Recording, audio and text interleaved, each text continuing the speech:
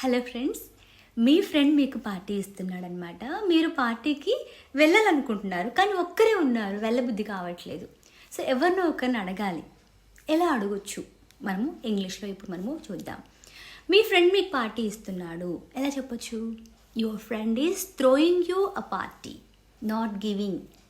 Parties ఎప్పుడైనా సరే throw చేస్తాం. మేడం, త్రో అంటే విసరడం కదా, త్రో అంటే విసరడం కదా. మరి ఇక్కడ త్రో ఏంటి? పార్టీకి ఇస్తున్నారంటే పార్టీ ఎవరైనా ఇస్తున్నాము అంటే త్రోనే వాడాలి.